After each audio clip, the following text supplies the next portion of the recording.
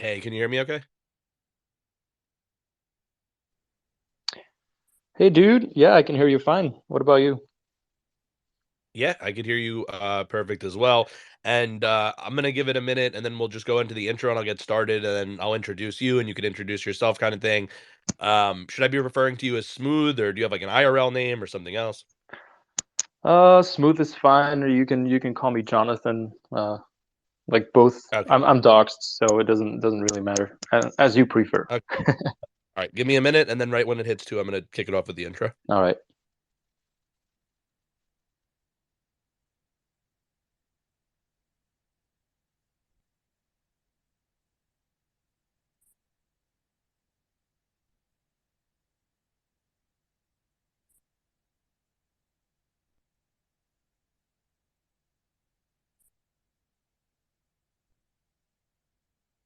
Welcome to the Talking About Life podcast. I am your host, Ian Lepkowski, also known as Kowski on Twitter. Today, we have yet another guest on the show. We always begin by thanking our guests for coming on the show. So, thank you to Smooth, who is our guest today. They are at This Is Smooth on Twitter. That's ThisIsSmooth if you need to look them up on Twitter. Today, we're also going to thank God and the universe, as we always do, for providing the energy and the flow and whatever it is that, makes life happen, that brings the guest to the show, makes them willing to come on, share their lessons with us, their knowledge. So, thank you to you as our guest, and also thank you to the universe and the energy for allowing you to end up here today. We always like to read the guest bio on Twitter. Smooth's bio is communications lead at the at the Society High NFT or the Society HY or the this oh my god. This is the society. It's like society, but Yeah. it's extra H in there. So communications lead at the society, NFT analyst in my free time. I make educational NFT videos. V Friends OG. Got the confident Cobra there. Love V Friends. Now, Smooth, you also let me know your name is Jonathan and he's doxed. Do you want to go ahead just give yourself a little bit of an intro beyond the bio and then let us know, how are you doing in general and how are you doing today? Wow, what an introduction. I feel honored, man. Thank you so much for doing this. It's we've been trying to do this for a while, I guess, and I'm happy to finally, be here and I didn't expect to get this much attention, but I'll try and do my best to provide as much value as I can. And yeah, so my name is Jonathan. I'm 33 years old. I'm originally from Belgium, and I've been in the NFT space for about ever since VFriends. So May 2021 was my first NFT, and I started working full time in Web3 in the beginning of this no last year, 2022. So yeah, it's been a year since I've been full time in Web3 as well, and I'm just loving this space and try to be active every day. Try to provide value on my own as my personal brand, and of course in the business I work with, society as my official job. So yeah, that's it for me. So, why don't you let us know here a little bit of the journey? How did you end up in Web3, getting a job in Web3? I wish I had a job in Web3 to some extent. I also like my current job. I don't know if I'm like fully ready to switch, but there's part of me that's like, oh, if I got the perfect offer for a Web3 job, I take it. A lot of people have like they're totally fed up with their jobs. They leave at the drop of a hat to go to Web3. So, some people would look at you and maybe kind of be envious. Um, how did you get there? How did you get the path from, before Web3 even existed? Like what did you kind of do then? And then how did you, project yourself right into Web3? Well, I think I'm a perfect example of why it's not hard to get a job in Web3, because if you look at it from the outside, you're like, oh, but what have I ever done to, how can I provide value or find a job in Web3? Like, my past has nothing, like absolutely nothing to do with what I do now. It's If you look at it deeper, you see the connections, and I think that's what everybody needs to do with themselves. If you think that you don't have the skills necessary to work in Web3, you're wrong. You're just looking at it the wrong way. So let me just share a little bit of where I come from. So I was originally, just the 9 to 5 person. My parents were not entrepreneurs at all. I didn't have the you know the entrepreneurial spirits. I was just thinking that the 9 to 5 was everything that life had to offer, and I would just follow the rules forever, and that was the way of life. And then so I studied hotel management. I ended up going to France to pursue this career. So I've been a hotel manager for 5 years in total, from 2017 until 2022. And when COVID hit, which actually saved my life, quite ironically, um, the hotel closed because, well, nobody was allowed to travel anymore, so there was no point of keeping it open. So I was forced to stay home, right? And I was still paid. So for me, that was like the green light to finally, take some distance from my life, because when you're in the job, you're just grinding, right? You're just waking up every day, going to work. You're in the routine. You don't have a lot of room to think, to sit down and really think about what do you want to do in life. Am I happy right now? Is this what I want to do forever?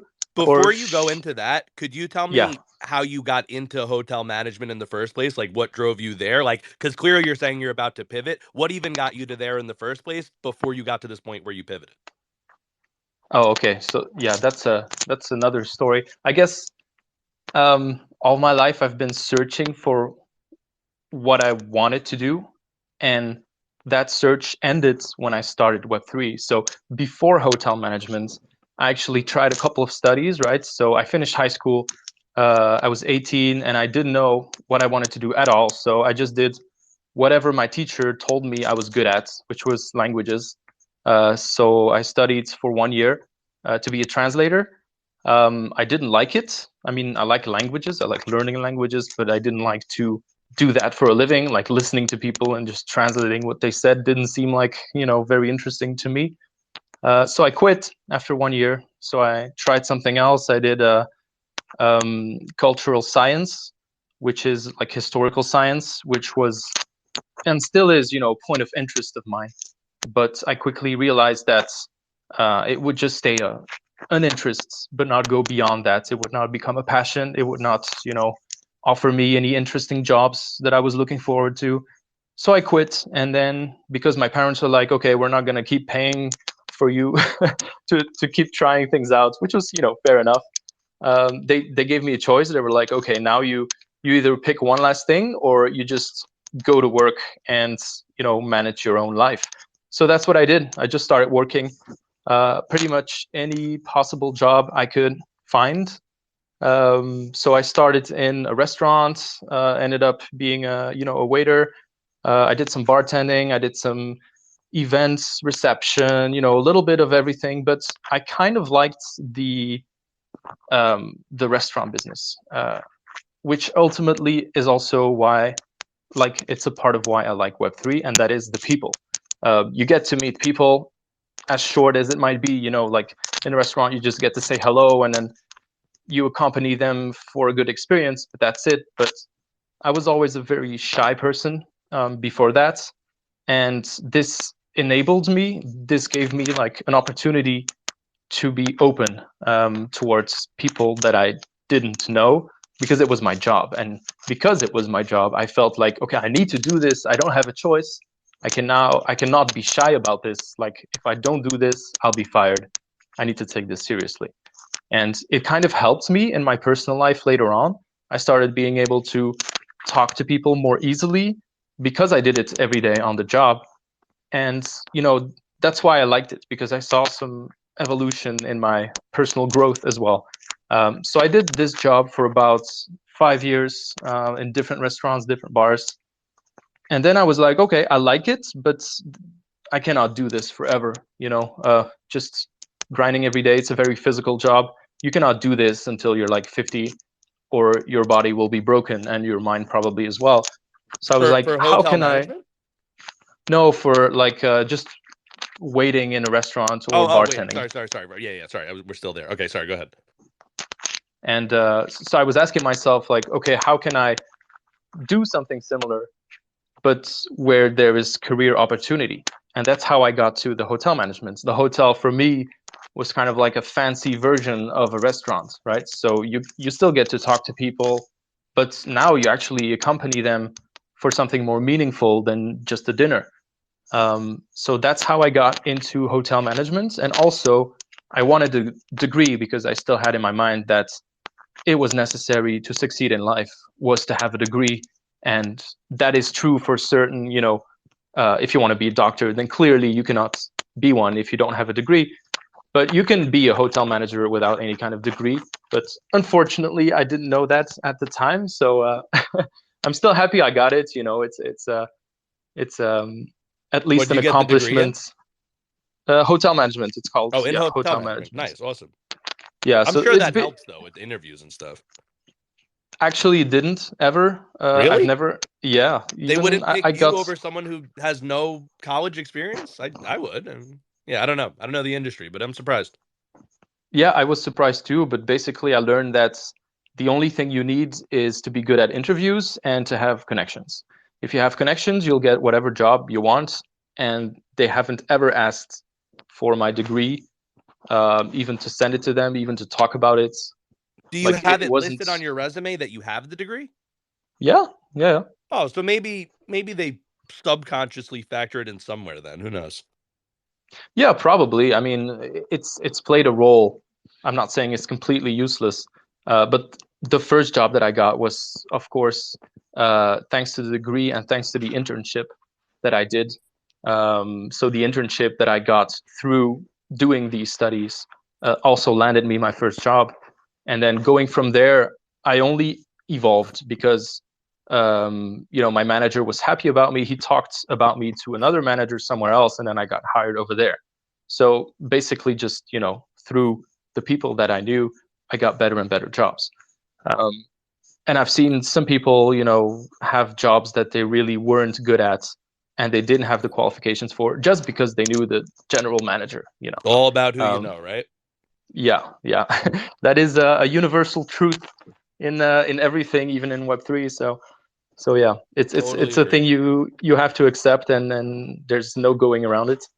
But I mean, if you're highly skilled, then of course that helps as well. So yeah, Right. that The other thing is I did. become so good they can't ignore you, but it's often about who you know. I Yeah, agree. exactly.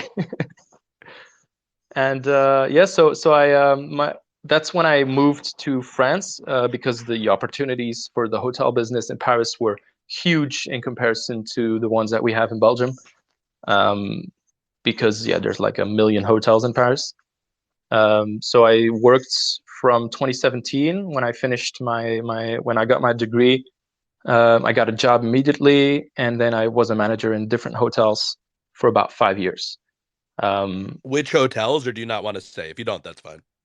oh no, I can say, but there's so many you probably won't know them.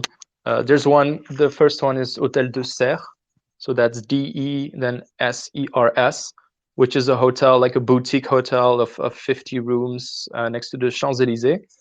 And then I moved to Hôtel Vernet, VERNET, which is another boutique hotel, um, like in also in a side street from the Champs Elysees. And then after that, I went to Hôtel du Collectionneur, which is a whole other deal. It's the biggest five-star hotel in terms of amount of rooms in France.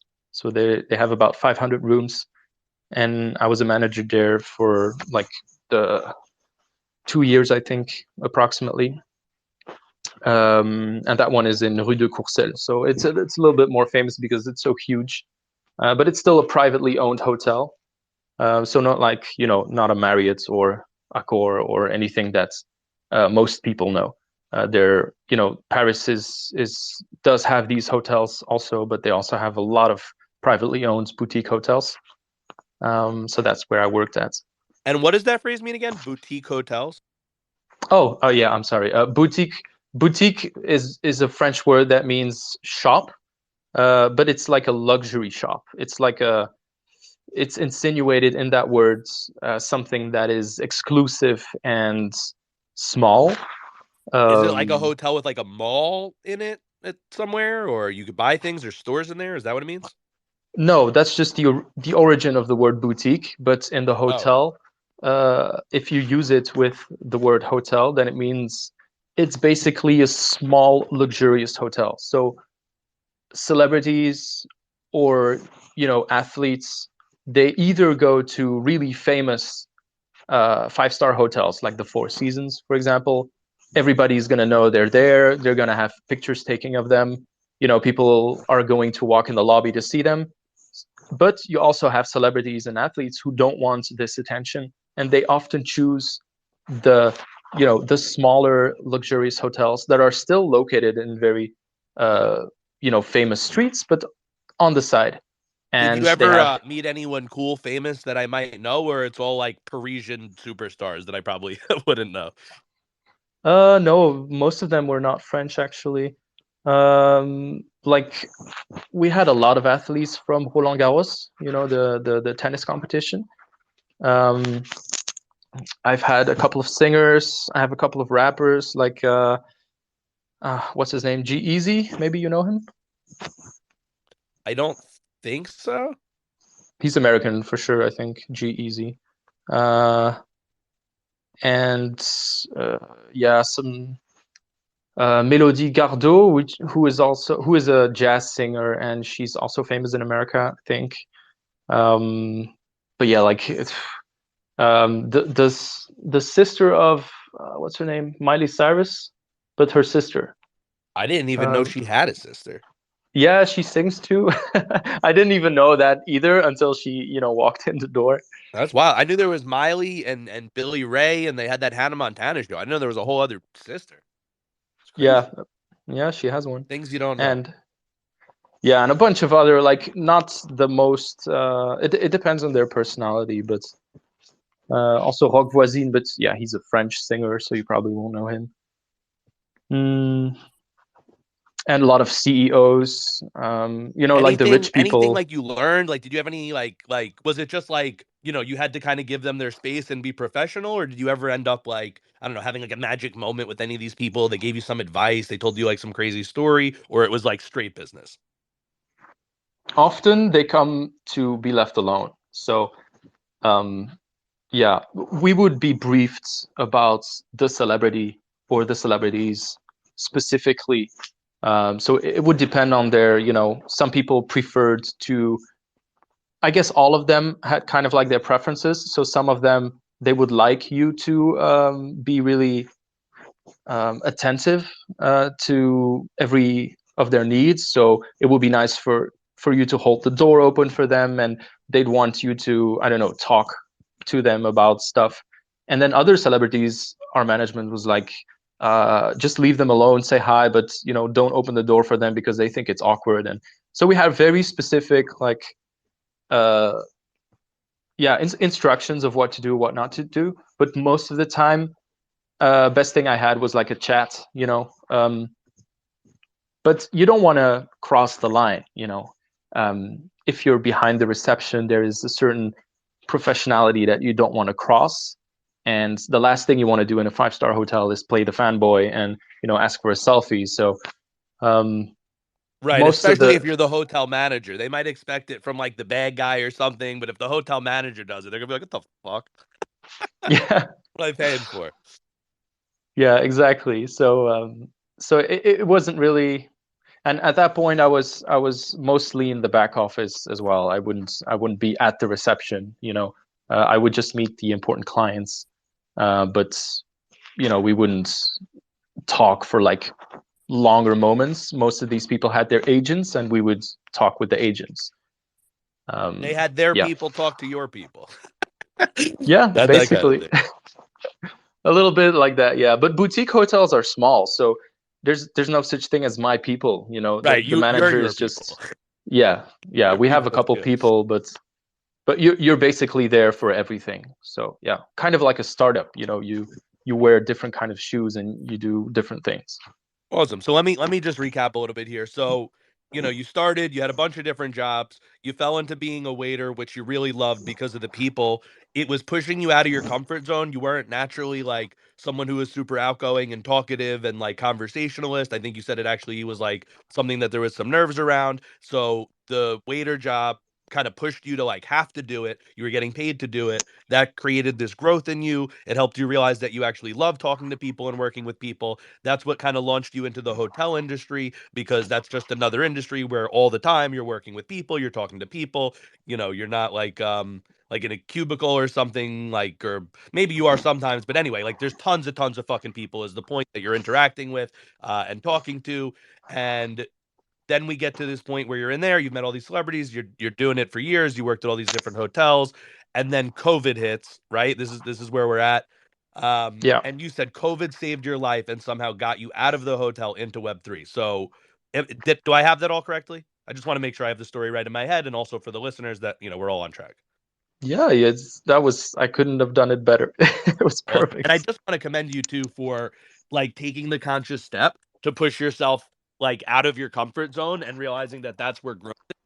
People say life begins at the end of your comfort zone, and it's a cliche saying, but cliches are incredibly powerful. They stick around for long times for, reasons, because other things just fade away or get forgotten. So I love that you did the actual, aphorism. You actually lived the quote, you lived the lifestyle. We're both V friends. Gary V is all about positivity, but some people talk the talk. Does everybody walk the walk? Does everybody try to grow and be accountable and have self awareness and expand their skill sets? No, not everybody does. Some people want to, some people are working there, but you had this moment where you could have been like, "Oh, this is uncomfortable for me. I got to get out of here. I got to do something more comfortable." No. In that moment, you choose to grow, and one of the highlights of this podcast is all about positivity and passion, setting a positive example for others, showing how actually walking the walk does work for people. So it worked for you. It got you into being a waiter, got you into hotel management, and it's eventually leading to this place where you're in Web3. So I just want to commend you for that and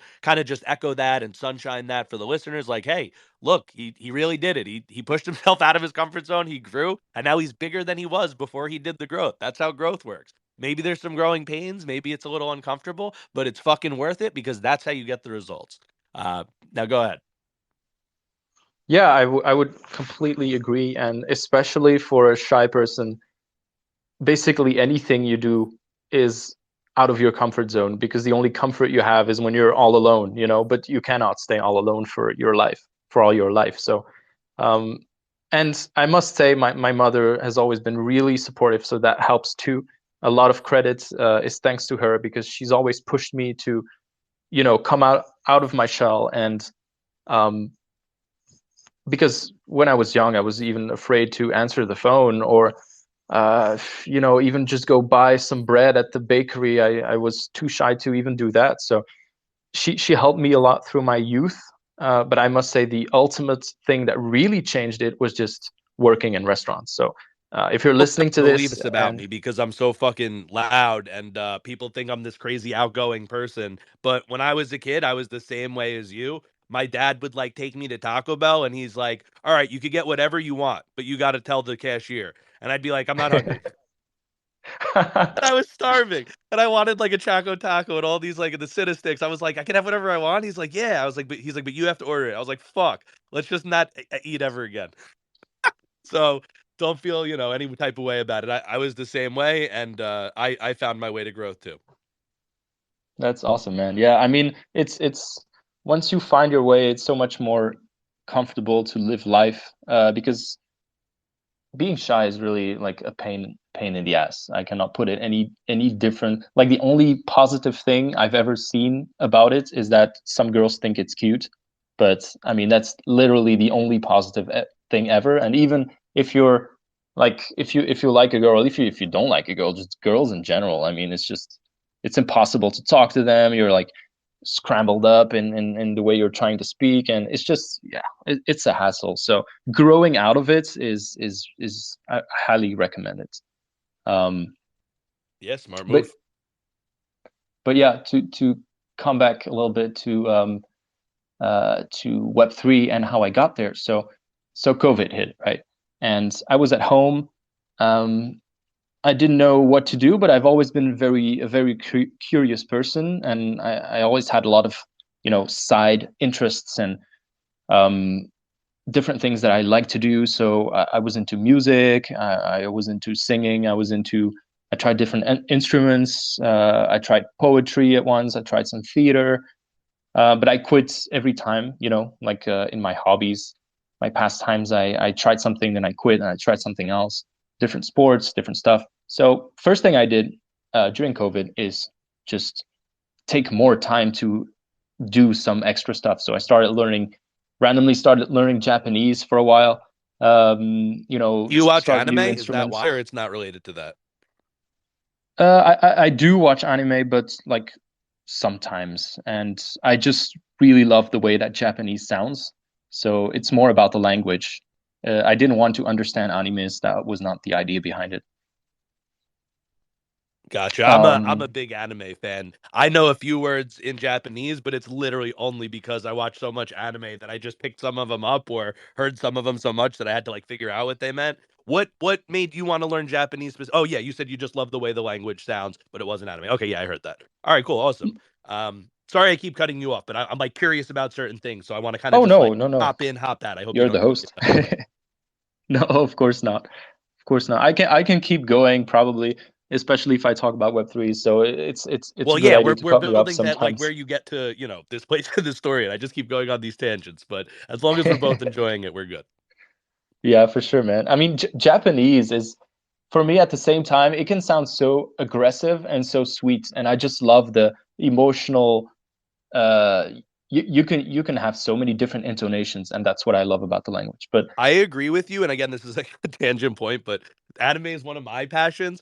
I think genuinely, and I bet there's like language philosophers or scholars who have written essays on this, but I think genuinely there's emotions that you don't have in America or something like I've watched the translations and they try to do it the same.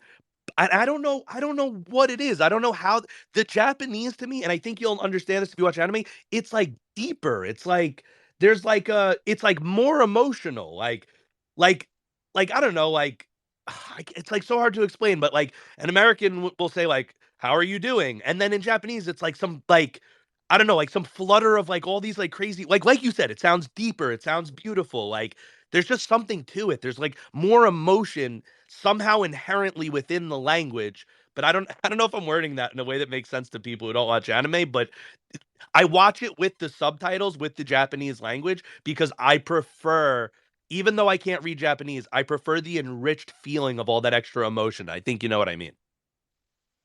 yeah, I do, and I think Russian, for example, I absolutely love Russian as well because it can sound so aggressive and it can also sound very sweet. But I think if you want to notice that, then you have to hear different kinds of Russian or different kinds of Japanese. If you just listen to like one anime, maybe it's, I don't know, romantic or something, they will Oh, I've always watched like have, thousands of animes.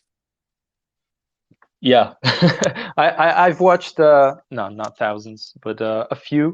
But I really like the ones that are short, and I think um there's a lot of things that you can't find in traditional movies or cartoons that you can find in animes, especially like dark psychological stuff. I particularly enjoy that, and it's really Oh my hard to god, that's find. my favorite too. Oh, really?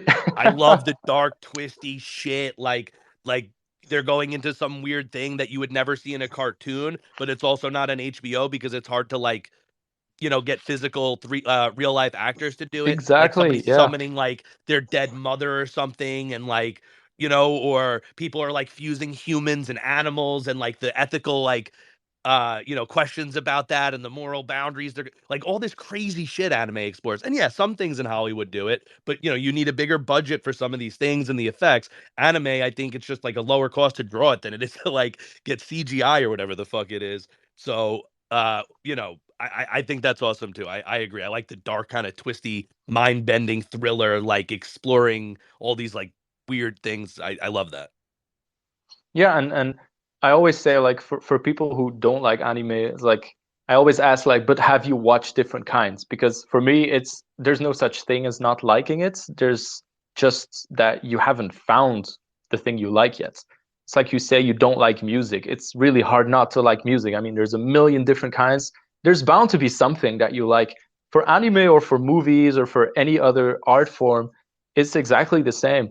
So if you're like, I don't like anime, maybe you haven't watched the right one yet. Maybe search a little bit more, go a little bit deeper, because there's so many different kinds, and they're much more creative than anything Hollywood ever brings out, as far as I'm concerned, if you just look deep enough. So yeah, that's just a side note on anime there. Highly agree with you. So, and the way we got here, just again to recap, because I'm fucking the tangent master today, but we were talking about how COVID hit your job. You were in a good job, I guess, good hotel. They were paying you even though you were off and not working for a period of time.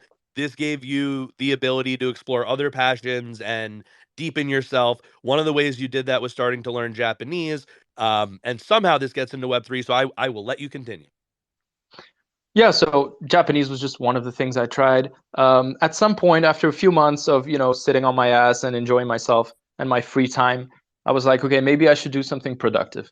Because having free time is nice, but I kind of feel like I want to do something. So I started looking into different things. I was like, okay, this hotel thing, is this interesting enough for me to really build my career?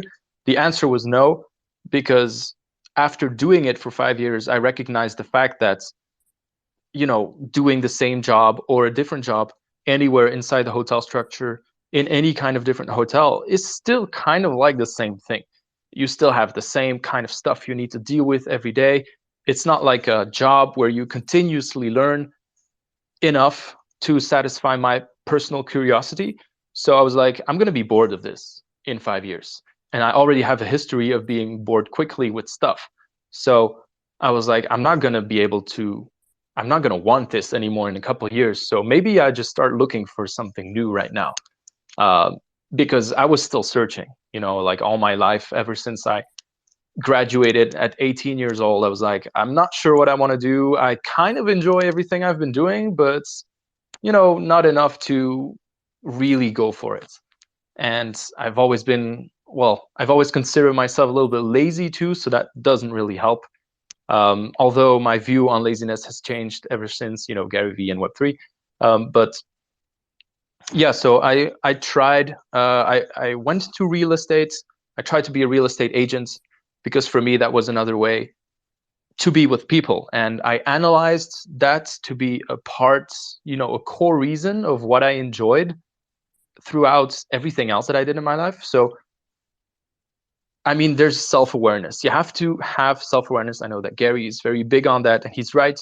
Because if you don't know yourself and if you can't analyze what drives you, you will never find your dream job because you don't know yourself yet. So I self-analyzed. I've always been a big thinker, so thinking for me is not difficult. Um, so I self-analyzed that I like to be with people, even though I'm shy. I enjoy it, and maybe I should do something with that. So I was like, real estate is interesting because there's probably money somewhere to be made. That was still one of my drives back then. So I went into real estate. I really hated it because in my brain, real estate agent was like, okay, I accompany somebody. I find them the the house of their dreams.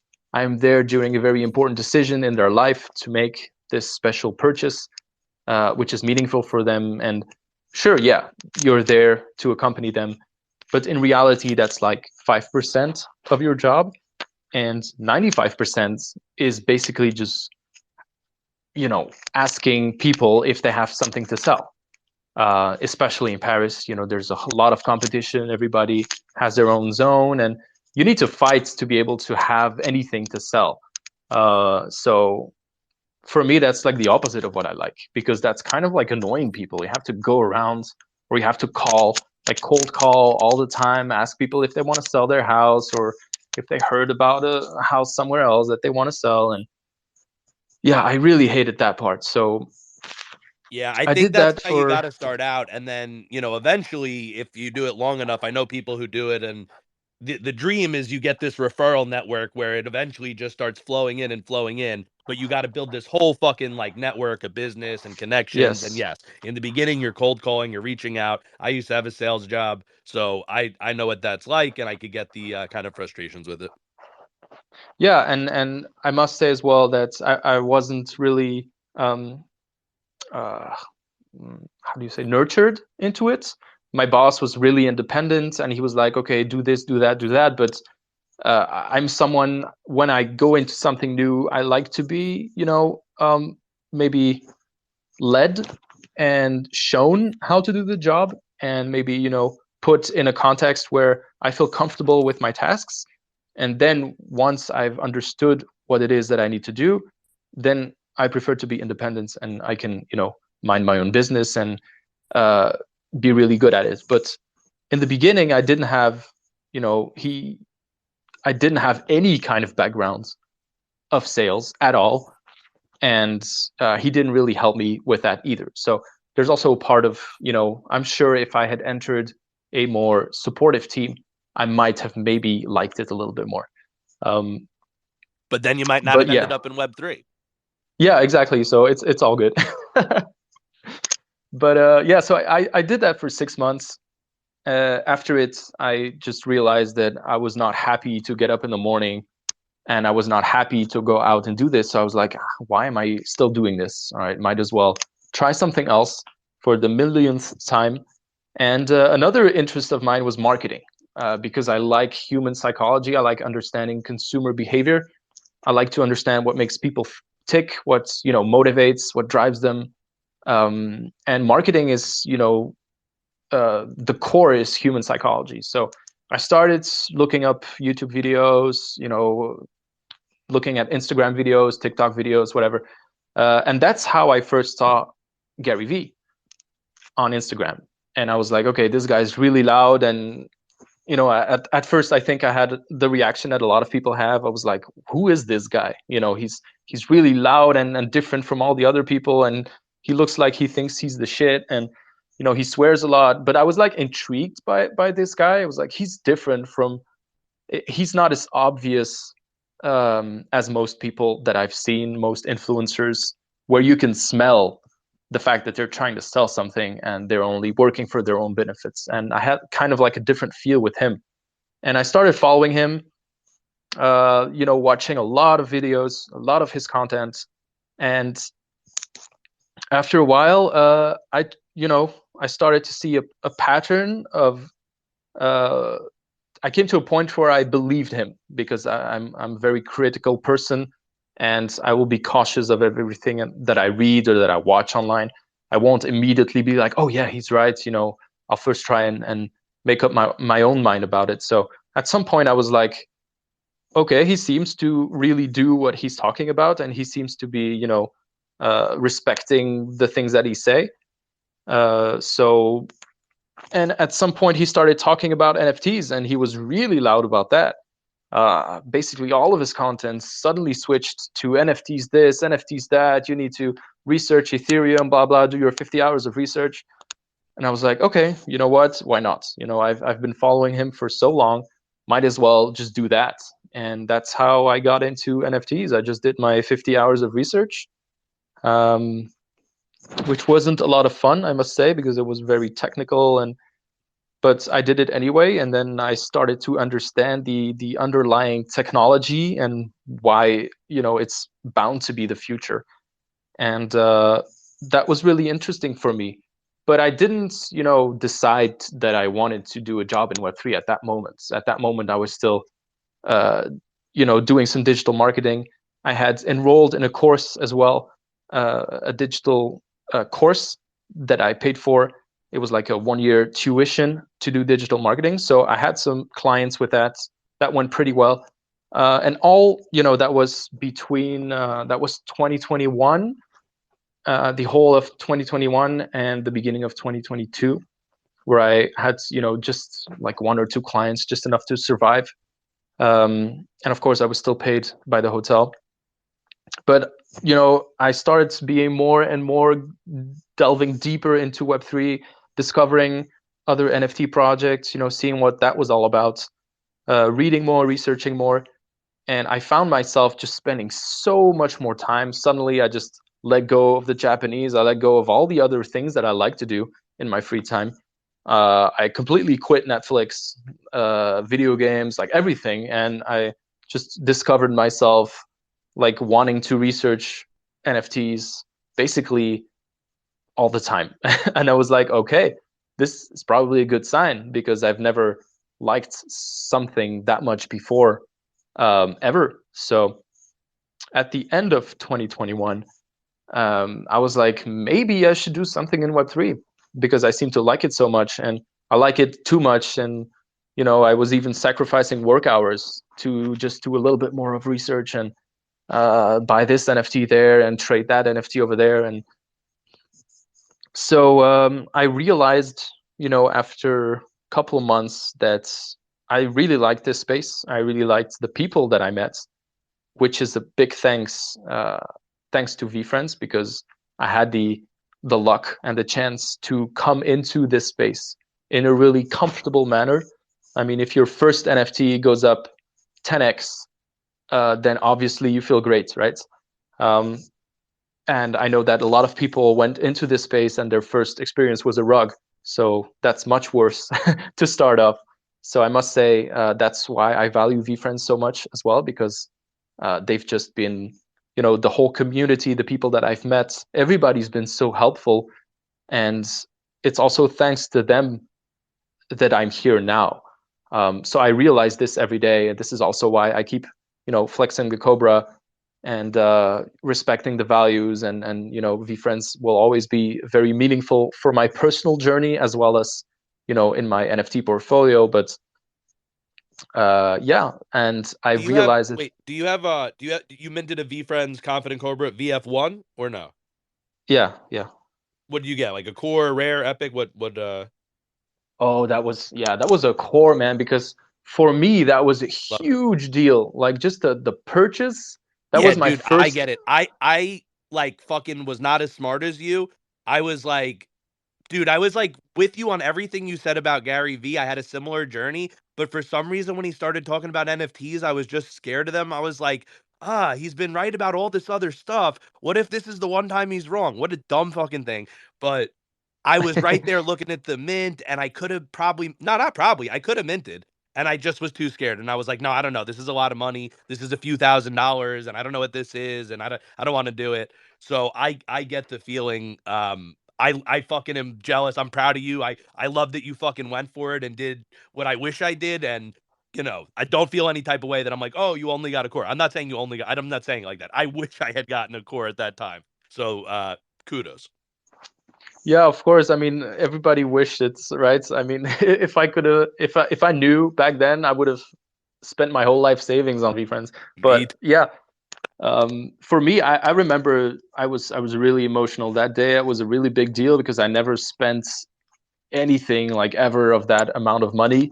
Because I bought Ethereum when it was like $3,500 or something. So 0.5 ETH was like yeah, 1,500 euros, which was a huge deal for like a digital thing. So yeah, I was stressed. I was like, but I went for it, and of course I'm glad I did. And yeah, so at the end of 2022, that's when I realized that I wanted to be in Web3, full time. Um, and I started looking for a job in January of um, what am I saying? Wait, no, the end of 2021. I'm sorry. So in the beginning of 22 is when I started looking for a job, and I got one in March. Um, yeah, and then I've been with that was Society. So the CEO is also a VFriends holder. So again, it's who you know, right? Um, Wait, yeah. So how did you made that connection in the VFriends Discord, and how did you make that connection? Actually, I'm in a group of French VFriends on Telegram, and that's where I made a connection with him. Because I basically started, I made a Web3 CV. I started applying on LinkedIn, on Discord, on Twitter, on any possible platform where I saw any kind of Web3 job. I applied. Um, because again, I'm not a dev. I can't code at all, and most of the jobs were for technical stuff. And I was a hotel manager. Like, what the fuck am I gonna do? So the only thing I could try and go for was community management and some kind of communications, digital marketing, that kind of stuff. And I started applying everywhere, and I just put a message in the Telegram. I was like, "Hey guys, I'm looking for a job. Anything related to marketing or communications." I did some moderation for free in some discords before that, where I was paid in whitelists and whatnot, and most of these projects failed. But I learned a little bit of how Discord worked through that. Um, so I kind of had a little bit of experience, but it was not the experience that gave me the job. It was the connection that I had with Julien, who is the CEO of the company I work for now. All about who you know. Uh, I love it. yeah, we instantly hit it off. But yeah, he saw my message. He was like, "Yeah, we're looking for a moderator in our Discord. Uh, let's have a call." And I had a call, and we talked about both of our stories. We really hit it off because we have the same vision for Web3, the same vision for the future, which is long term, right? And I guess most VFriend holders have that vision. Um, so yeah, I met the team. Everything went well, and then I started working as a freelancer for them, just doing some Discord moderation, nothing fancy.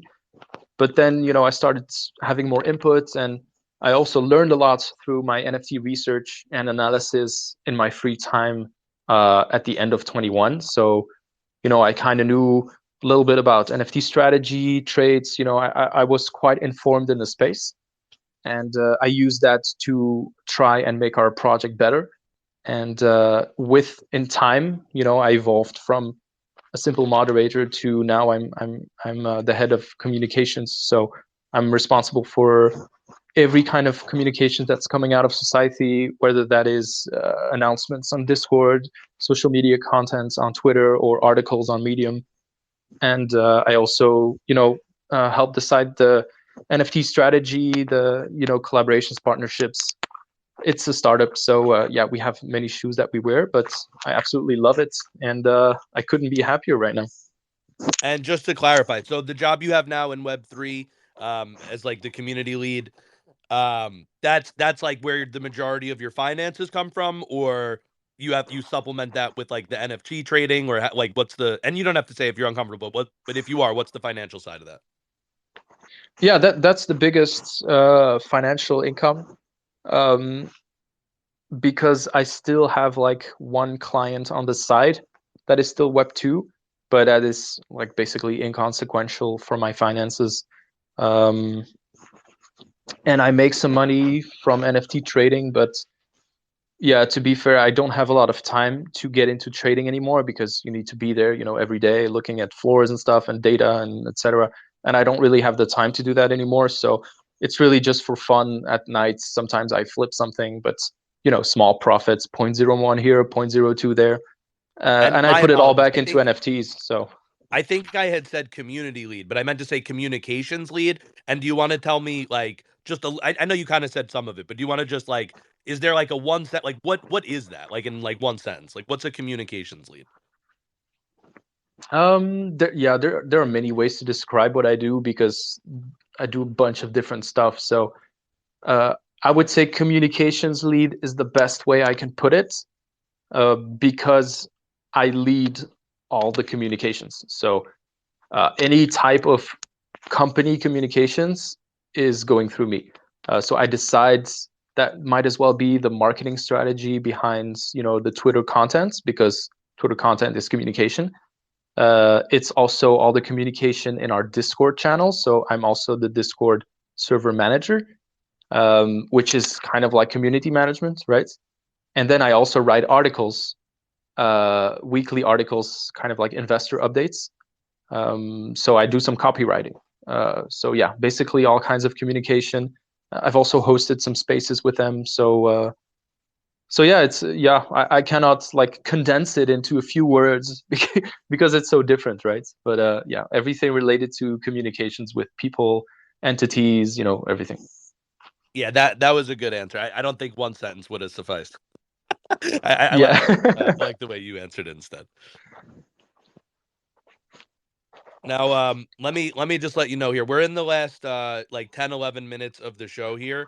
You don't have to, but usually I save this part if the guest wants to do any sort of self-promotion spotlight. So, you've talked about your story, your journey. I love it. That's the main focus of the podcast is, you showing your journey, your lessons, your passions, inspiring other people, inspiring me, inspiring each other. So you've nailed that. You went from somewhere you didn't want to be to exactly where you want to be. That's what everybody wants to do.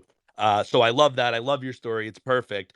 Do you want to do any sort of like self promotion for your project? Like, is there anything like, are they minting anything new, selling anything? Do you want people to like go to OpenSea and try to get in? Are there places you want people to follow you? Do you have a book coming out on a certain date? Anything you want to announce, this is the time to do that. I usually give the guest about like the last 10 minutes or so to do that, or we could go back and forth, or we could talk about something else, but I just want to give all the guests that opportunity, because I appreciate your time, so I want to give the time back to you to kind of shine yourself for the project or whatever you want. Yeah, for sure, man. Well, I would say I've talked a little bit of what I do for society. So if you want to quickly understand what society is, we're building the first experiential metaverse. So what that means is that we're building a metaverse in Unreal Engine, which is not going to be like the metaverses that you know today. So it's not open 24 hours like the Sandbox or Decentraland. What we're building is something more exclusive, more scarce, and more immersive. So we're going for really limited um, experiences and events, digital, of course, that will be meaningful and leave you with certain emotions. So you can compare this to, for example, a real life concert, but in a metaverse. You can compare this to an exposition. You can compare this to any kind of exclusive event that already exists in Web 2, but we will do it in Web 3, where we're not constrained by reality.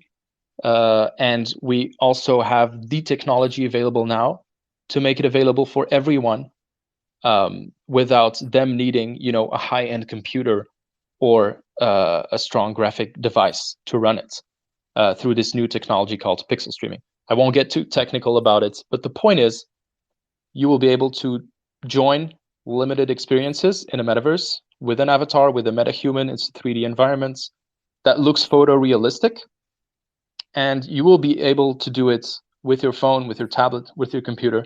That's what we're building today.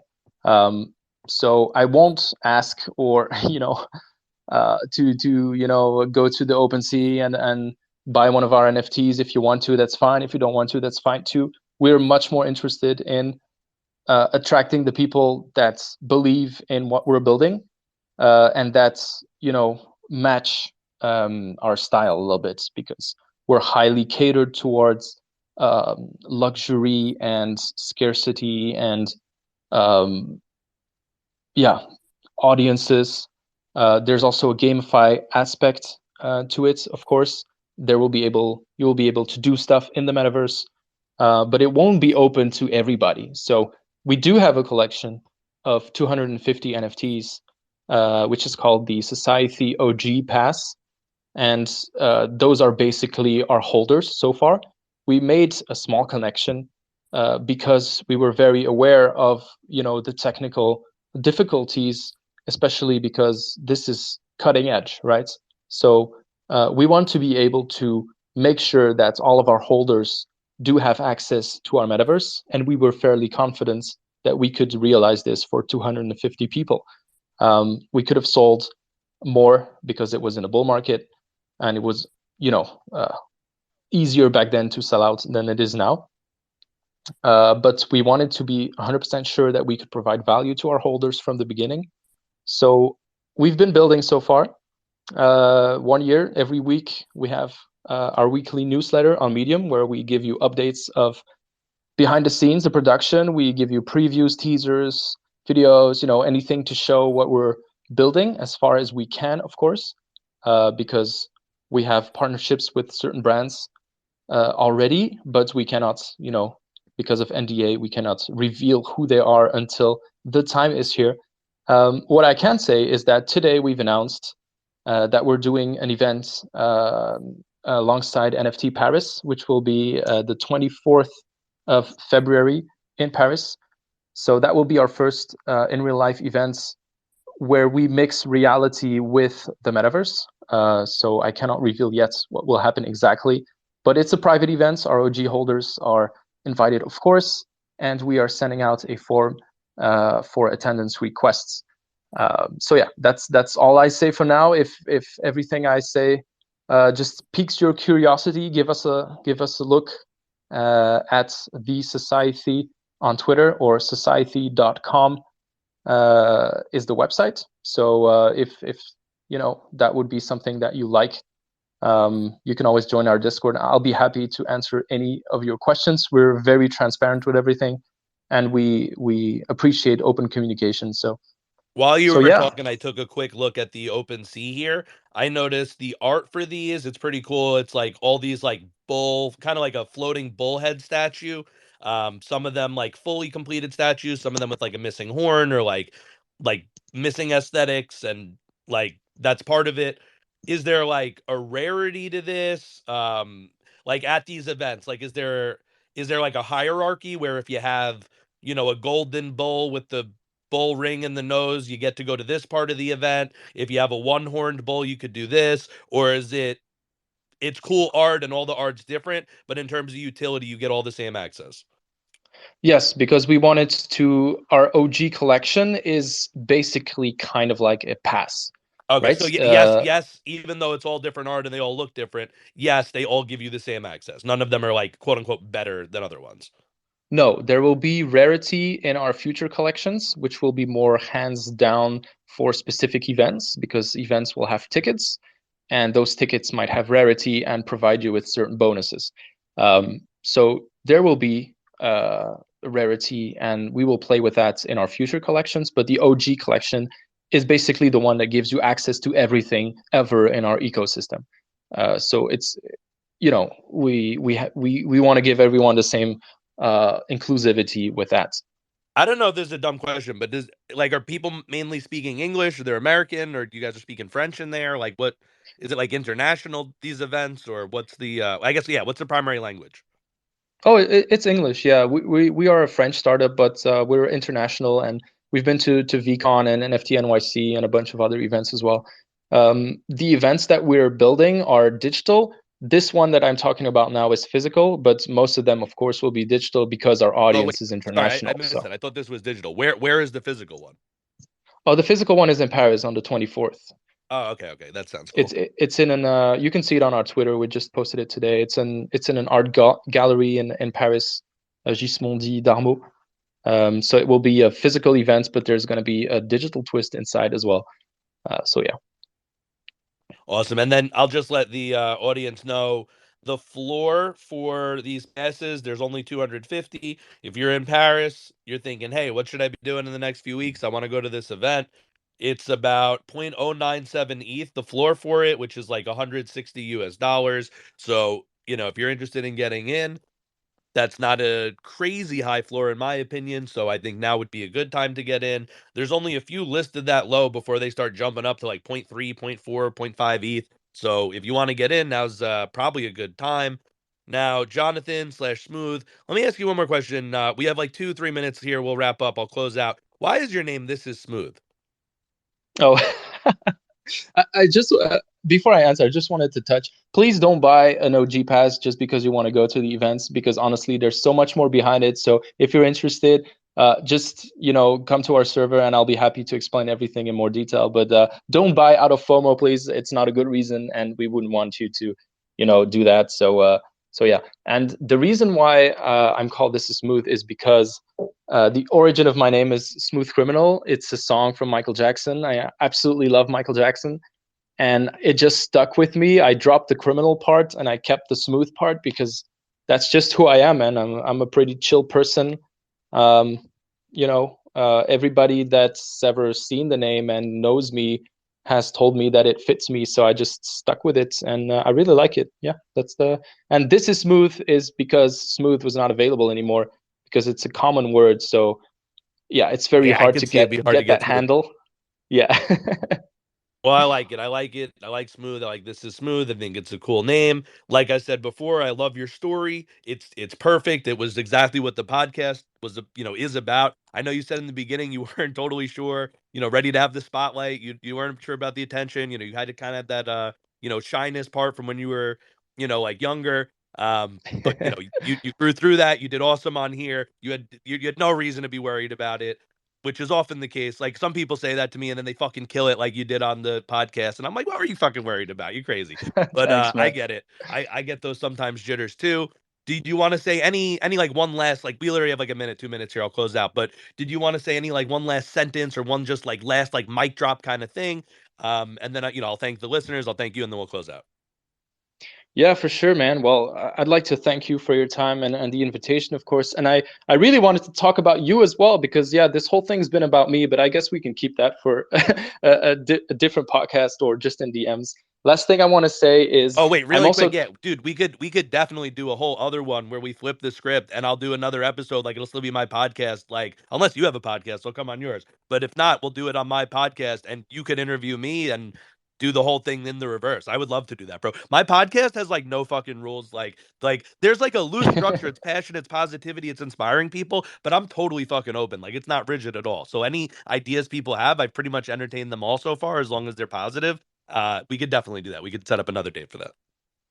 yeah, for sure. Yeah, we can talk about it for sure. I'm down in any case. Last thing I want to say is uh, I'm very busy at my job, but I'm also trying to build my personal brand on my Twitter. I make educational NFT videos on a YouTube channel called NF Theory. So I'm gonna start producing more soon. And but yeah, if you like, basically the idea for me in Web3 is I want to educate people as much as I can because I've been helped in the beginning and I want to give that back as much as possible. So, and I want to make sure that everybody that comes into NFTs does it in a comfortable way, that they know the security risks, that they know how and why and where to invest.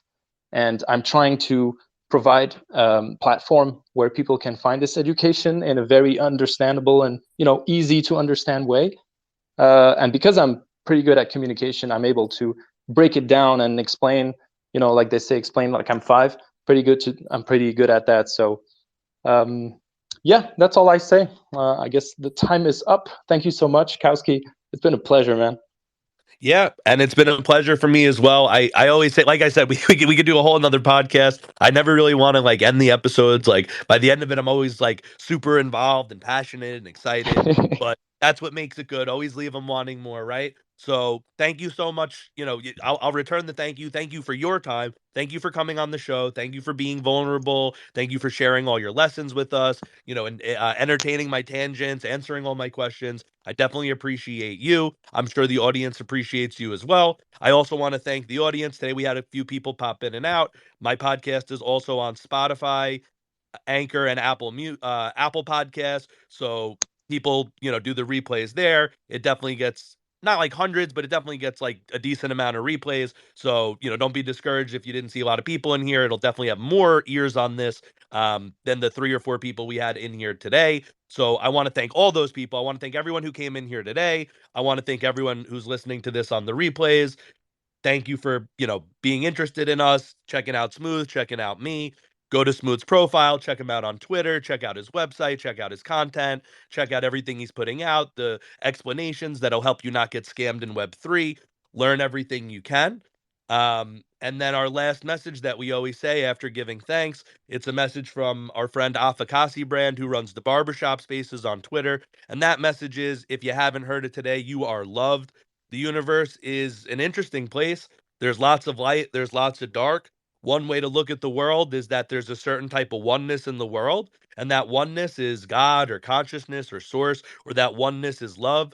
So that Not only are you loved, but you are literally made of love. You are loved. But if you haven't heard it today, you are loved.